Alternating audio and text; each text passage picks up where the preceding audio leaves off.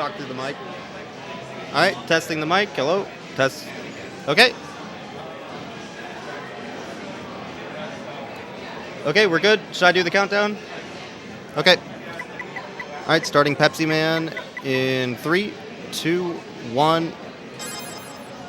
So everybody, I am TheBoyks. This is Pepsi Man, which is a Japanese exclusive PS1 game with the star of Saw 1, 5, and 6, Mike Butters, as you can see. We met the cutscene percent, so we're going to watch all cutscenes, so I'm not going to skip any. I will try to go over the storyline for everybody after they are done. There's a very rich story to keep track of in Pepsi Man. You got here just at the perfect time. I got a call at a vending machine again. What's that in Pepsi? And I was just on my way there. I got a flat tire. There are a bunch of people in front of the vending machine. They want Pepsi. And the word is that they're just about to riot. I plan to head over there as soon as I can. But it looks like it's going to take some time. Can't you do something? So, essentially, the only Pepsi truck in all of San Francisco is broken down to a flat tire, and they have not filled a single soda machine in all of the city, so the entire city has gone into a riot, and it is up to us to bring them soda. That makes sense. So Pepsi Man is a temple run style of game in that we'll be running through in essentially a straight line. Whoop. Alright, well that was a mistake. Those will sort of spawn randomly. And essentially what we're going to do is we're going to break our way through everybody's homes, houses, etc. All in the name of soda. So there's a good amount of speed tech for a game that is essentially just running down a hallway. Most notably of which is the run button, which will allow us to run forward quicker. But the run is actually on an animation cycle, so you cannot accept another input in the game until you wait for the animation to end. So a lot of the routing is to try and route as many runs in the game as possible, while also trying to reduce as much slowdown on the game, as well as any chances that you might accidentally eat your input by not waiting for the animation to finish.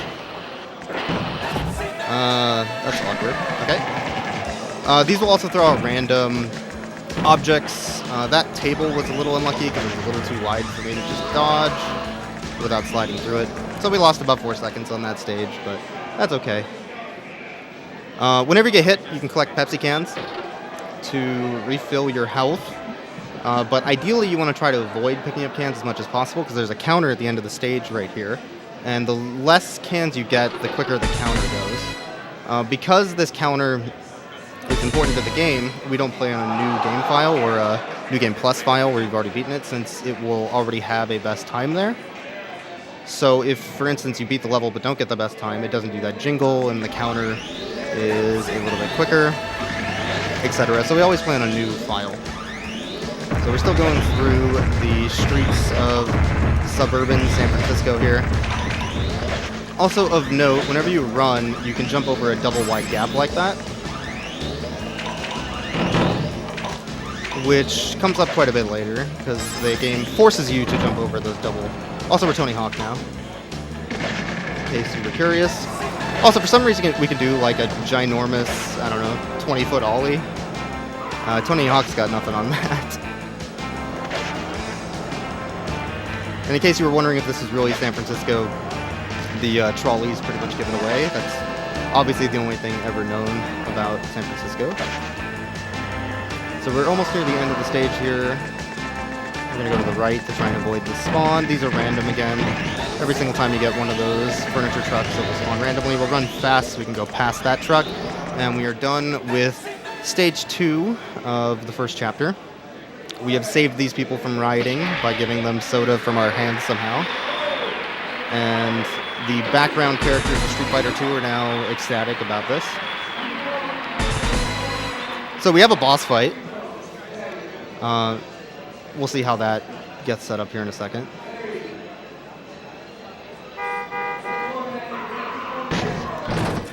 Okay, so that happened. So now we are going to Indiana Jones this, for reasons. So these I actually do need a little bit of serious time because these are sort of difficult. They give you very little time to react. so I'm going to take a little bit of time to actually think about this.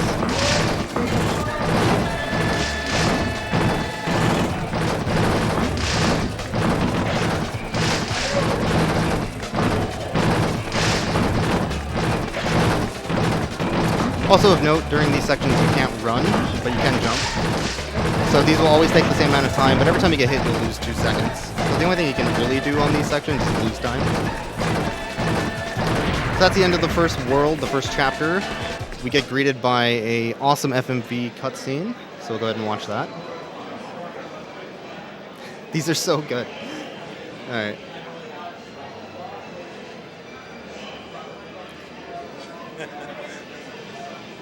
God, I wish I had a soda to crack open right now. You're doing pretty good. Thanks, Mike Butters. Have a Pepsi. Next stage. I like to think of his character as typical American. And I talked to him on Twitter a bit about these FMV cutscenes, which I'll go over in a little bit. But for right now, we have more awesome, deep lore. Pepsiman! There's a building on fire just ahead. We need to get there immediately, but look what's happened. According to reports I have heard, they got the fire under control, but there are some people that couldn't escape fast enough and are trapped on the roof. They are extremely exhausted, and it doesn't seem likely that we can get first aid to them in time. Can't you give them something to help revive them, Pepsiman? A single building in New York has started on fire, and the rooftop is where all the people have converged. They're all dying, hurt, and thirsty, and it's up to us to bring them soda, but not actually help them in any other way. Also, for some reason, the rest of New York is just on a burning, mess like usual. I'm not sure exactly why this is the case. But there are people in the streets saying, "Give me Pepsi," with signs and fires, and I don't know. It seems accurate, I guess. So we're rolling on the barrel. The barrel has interesting physics in that it will wiggle back and forth on its own. Slightly. That won't really come into play right now, but it will later. So we're on the bridge. This is actually the first hard part of the game. And you can play this game, and it has some interesting things where it'll eat your input sometimes, and other such things you have to kind of worry about with the animation cycles. But the bridge is actually the first hard design level, so we're going to try and make this look easy. And hopefully we don't screw up. Because they give you very little input on these if you're actually running. Or input time anyway, based on when these... Whoa, okay, that's potentially very bad. Okay, no, we're fine. Okay. The reason why that's very bad is when you get hit, there's a slight delay on when you can do your next input. So what might have happened if I was a little bit closer to the edge is Pepsiman would have started walking forward, and then I would have walked right off the edge before I could even jump. But thankfully that didn't happen. One mess up on the bridge is okay. So we've made it through the war-torn, rioting, burned-down streets of New York. There's only one other place to go in New York, as far as I'm concerned, and that's down.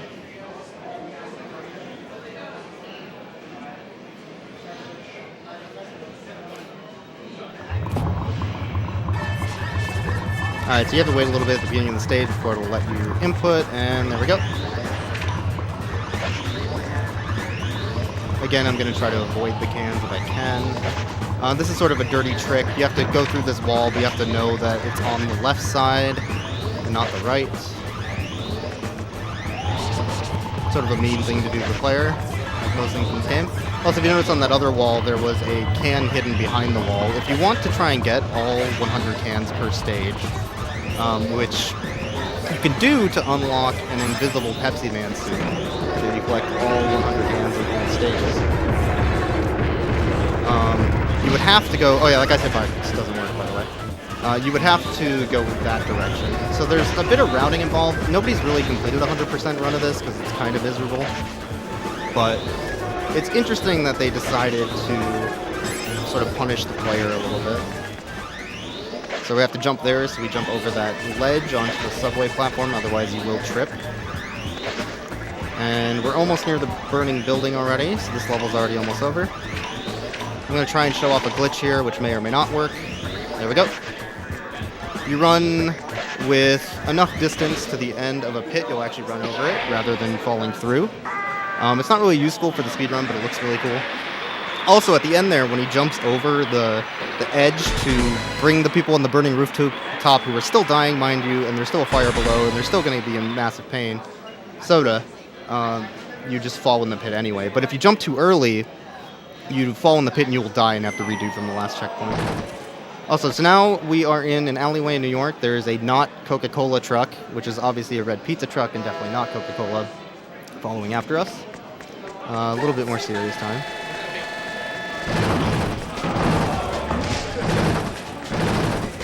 This stage they add a couple things above you to punish you for jumping, which is a little rude. We're going to wiggle between those because it looks cool. And we're going to attempt to work our way to the right. Right about now. Okay. There's a little bit of a sweet spot here where there aren't a lot of objects that spawn, so you can kind of just stand here for a little bit. About half the stage. Whereas otherwise, it is a massive annoyance to get through all that. We go back and forth. And we're done. So that was New York. Accurately represented in this video game. And totally a pizza truck. So now we get more... Really, the reward of this game is the Mike Butters cutscenes, so I'll let it speak for itself.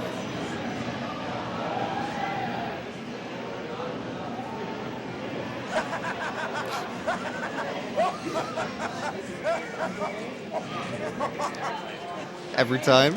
It does it every time for me. It's so good. Pepsi for TV game. Every time. Alright, so now we're moving to Texas. Hope you're keeping track of the story, because it's very important.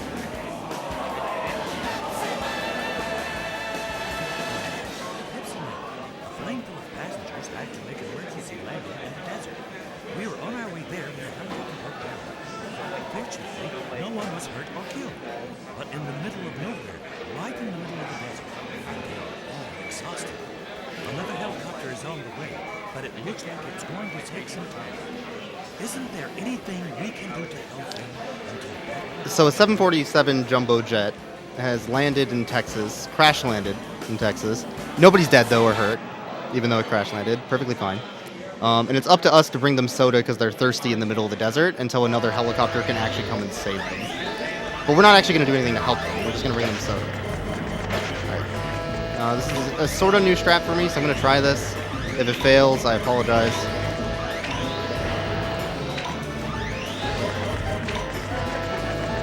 Hey, it worked. So the timing of those trucks is really awkward because if you run too far forward on the screen, it will spawn the objects that you're supposed to dodge later in a way that you can't actually dodge them because they will be moving on the left and the right at the same time. So it's kind of difficult to get over that section specifically while also running. But there's a bit of a timing to it if you do it correctly to get them to spawn in the correct spots. So these are always random, so every time you play this, these little logs will fall in a random pattern of up or down, and sometimes two of them. I'm not sure why two of them sometimes, but there we go. That wasn't too bad. Again, we'll avoid those cans, get the checkpoint. So now there are these motorcycles behind us that have danger signs. If you get hit by a motorcycle behind you, you instantly die. So what we're doing is we're running in front of them and then jumping right before they turn in front of us so we don't get hit. It's a little bit risky, but if you do it correctly, it will work oh god. Okay, we're fine. It ate my input a little bit, but we're okay. So we're gonna keep running in front. Don't worry, there's literally no oh god! There's literally no danger. It's the same every time, never have a problem. Okay, we're fine. So a little bit more. We're at the end of the level. Alright, now we have to go through the car wash, and we're done. That was perfectly normal. There was certainly no problem there. Okay. Ran into the problem of my animations ending a little bit earlier than I expected. Always the fun part about speedrunning this game, though. Do you have time for a few quick donations? Go for it. All right, so we have $5 from Zach SK. I might have enjoyed this run more, except prior to Pepsiman injected a carbonated Pepsi low into my face. Good luck, Derek. Pepsi for TV game. Thank you, Zach.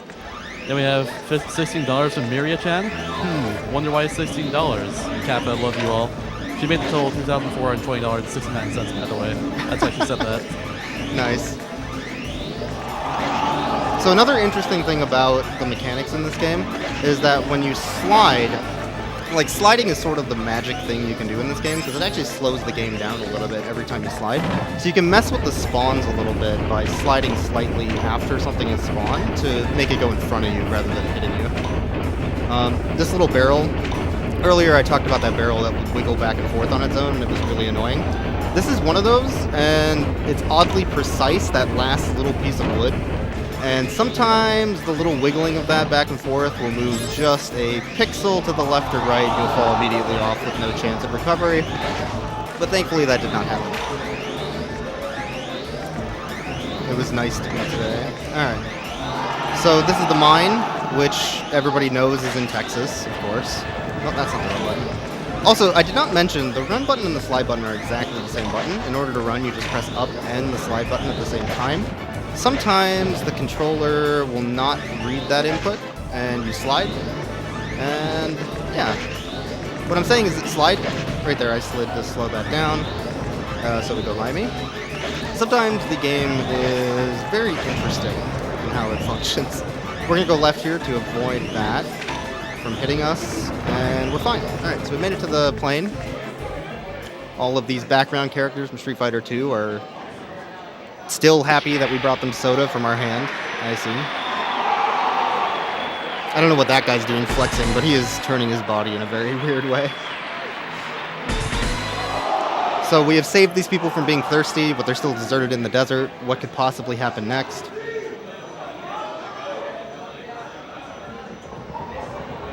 Oh. Okay. There was a conveniently placed rolling ball of logs just sitting there. Okay, that makes sense. Sure. Alright, so this boss is actually the easiest boss, although casually I think it was the hardest, just because it's so hard to see the logs spawning from underneath. But it has a really easy pattern, thankfully. It's mostly just a lot of going back and forth. Once you memorize it, it's not too bad. So we're going to jump over this. Jump. Wait for those. Jump again. If you go to the right, it's a trap. Don't go that way. Now we'll go right. I don't actually have to go right there, but it makes the pattern easier to memorize. Well, oh no, I got hit. That's fine. It's okay.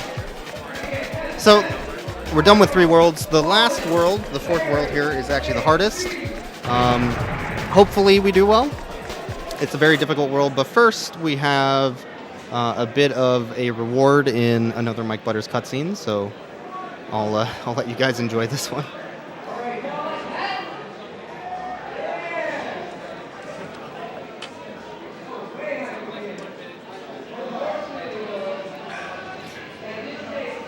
By the way, for everybody keeping track of time, sorry, let me wait for this.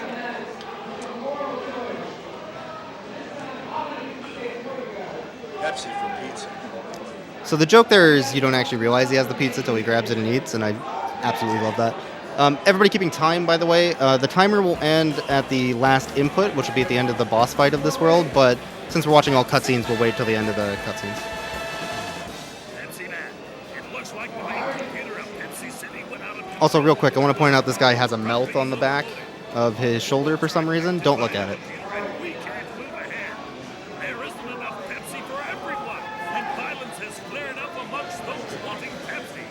Exhausted people are collapsing because they can't refresh themselves with Pepsi. If it continues like this, there will be a worldwide shortage of Pepsi, and we'll have a real problem. Can't you do something to... All right, so the story is the sentient AI in the Pepsi factory in Pepsi City, where all the Pepsi is made. Did you get the word Pepsi yet, by the way?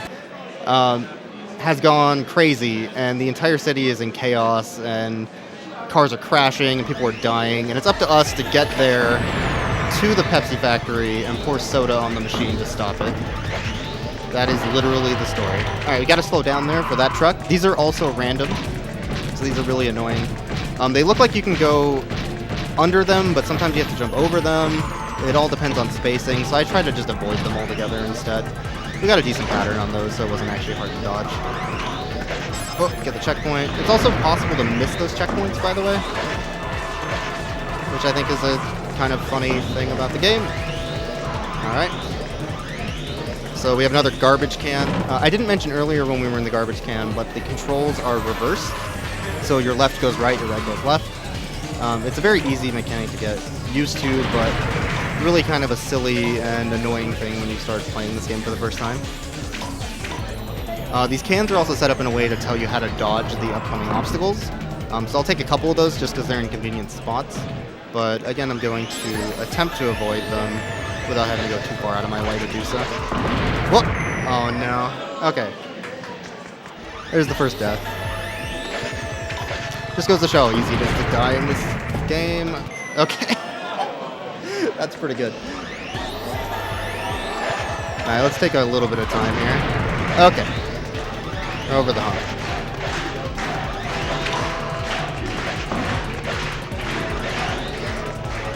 This isn't even the hard level. If I didn't slide there, I would have hit that. Alright, we're done with the level. So, next level is actually the hardest level in the entire game. I'm going to try and explain what's going on as I do it, but for all of us, it'll probably be a little bit better if I just kind of focus. So, that's a little bit of a heads up. But basically, the entire level is just a bunch of things flying at you with very, very minimal amount of time to react. And we're going to try to use a couple glitches to like slide between objects and such to get through the level quicker.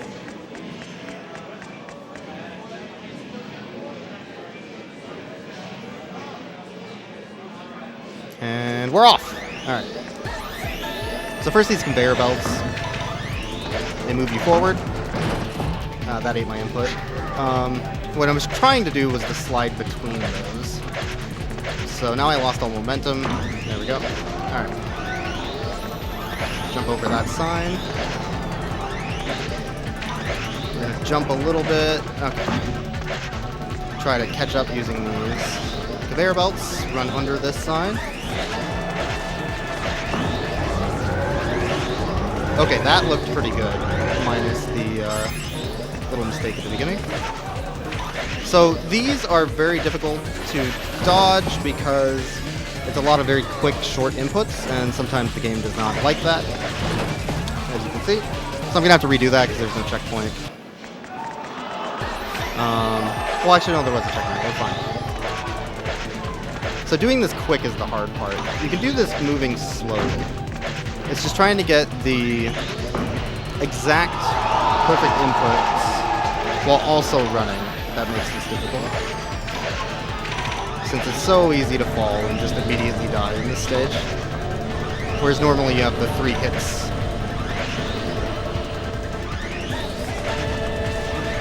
I'm going to try to move a little center and then slide. Okay. Don't run into the door. Alright, so this last part I actually need serious time because there's like a couple pixels of left or right movement near the end. And if you mess it up, you'll die, so 1 second.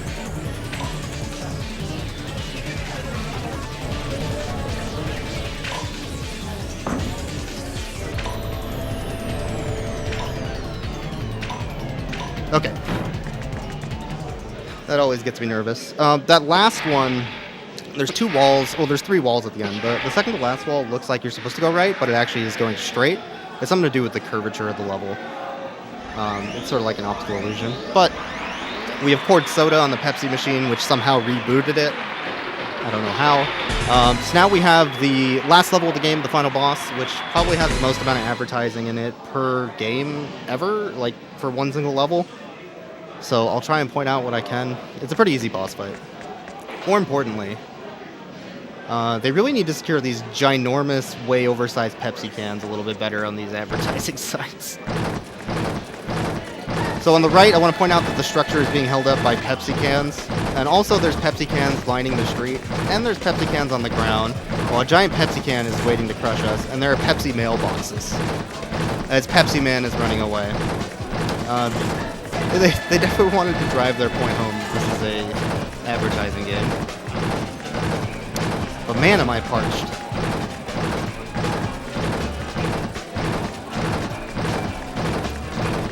They do a little trick here where they try to make you think you're to go left, but you need to be right instead because it's moving slower.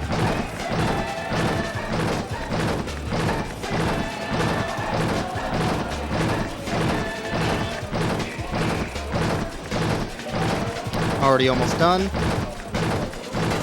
Just gonna make this look a little bit scarier. Whoa!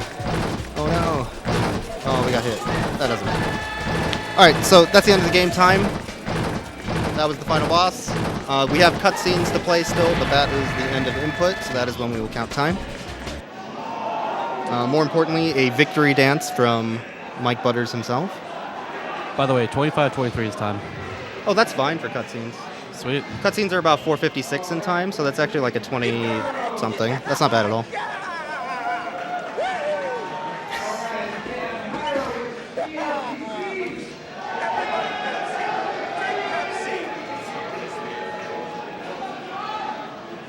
Pepsi, only my choice. Okay, so there's actually one more cutscene after the incredibly short credits. So we'll wait for that one, and then that is the entirety of the run. You thinking of squeezing in quick donation then? Yeah, do it. All right, so we got $10 from our boys at Pepsi. Thanks for the advertising. Drink Pepsi, not water. Frank Rizzi.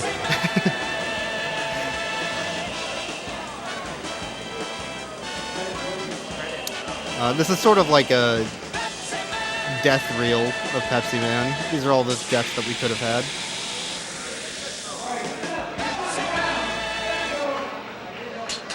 All right, last cutscene. Also, I think he has to have... Maybe... I'm surprised he hasn't died considering the amount of soda around his chair. Pepsi is. That look of horror. Excuse me. Perfect. As you can hear, the crowd behind us is really excited about Pepsi Man. All right, that's the game. Thank you, everybody. Thank you, Californithon. Up next, we have Muncha Koopas playing Runbow. Make sure to stick around for that because it's going to be really good. But that was Pepsi Man.